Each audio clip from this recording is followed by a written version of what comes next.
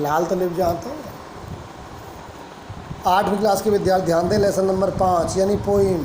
Play things खेलने की वस्तुएं। बच्चा कहता है, पिताजी कहता है बच्चे से, child how happy you are sitting in the dust, तुम कितने खुश हो मिट्टी में बैठकर, धूल में बैठकर। Playing with a broken twig all the morning, सुबह से ही तुम इस टूटी हुई टहनी के साथ खेल रहे हो। डस्ट माने धूल मिट्टी, ब्रोकन माने टूटी हुई, ट्विग माने टहनी। I smile at your play with that little bit of a broken twig, तुम इस टूटी हुई टहनी के साथ खेल रहे हो, इस खेल पर मुझे हंसी आती है, मैं स्माइल करता हूँ। I am busy with my accounts adding a figures by the hour, लेकिन इस समय मैं काम में लगा हुआ हूँ। बाय द आवर का मतलब इस समय, एडिंग माने जोड़ रहा हूँ, फिगर्स माने अपने खाते, अपनी संख्या, मैं अपने खाते जोड़ रहा हूँ, अपने खाते में बिजी हूँ, अपने काम में बिजी हूँ, मैं तुम्हारे साथ नहीं खेल सकता।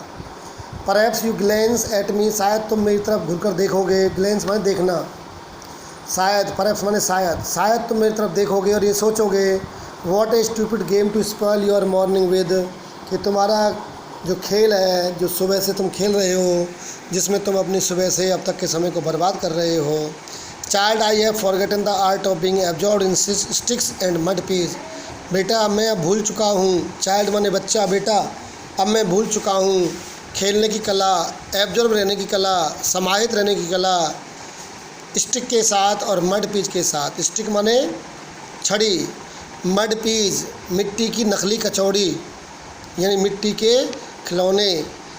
मुझे अब इनमें कोई इंटरेस्ट नहीं है, अब मैं तुम्हारा साथ नहीं दे सकता, पिताजी ने कहा बेटे से। आई seek out costly play things, अब मैंने कीमती वस्तुओं को ही अपनी प्ले थिंग्स बना लिया है, खेलने की वस्तु बना लिया है। And gather lumps of gold and silver, अब मैंने सोने और चांदी के ढेले इकट्ठे कर लिए हैं, कहने का मतलब कीमती चीज़ें खरीद ली हैं। With what ever you find you create your glad games, तुम्हें जो अच्छा लगे तुम अपने लिए अच्छे गेम फाइंड कर सकते हो। I spend both my time and still, लेकिन मैं अपनी वस्तुओं के साथ, अपनी ही सांसारिक वस्तुओं के साथ ही अपना समय व्यतीत कर पाऊँगा, तुम्हारे साथ नहीं खेल पाऊँगा। कहने का सेंस ये है। Over things I can never obtain in my frail canoe, I struggle to cross the sea of desire and forget that I am too playing a game. इस 4 लाइन को समझना है तो पहले यहाँ पर जाइए। द सी ऑफ डिजायर, जो इच्छा रूपी समुद्र है, इस इच्छा रूपी समुद्र में मैं गेम खेलना भूल गया हूँ। The sea of desire and forget, मैं ये भूल गया हूँ कि मैं भी एक प्रकार का गेम खेल रहा हूँ, पर मेरा गेम तुम्हारे गेम से अलग है। मैं इससे ज़्यादा वस्तुएं प्राप्त नहीं कर सकता, लेकिन फिर भी उन वस्तुओं को प्राप्त करने की प्रयास करता रहता हूँ।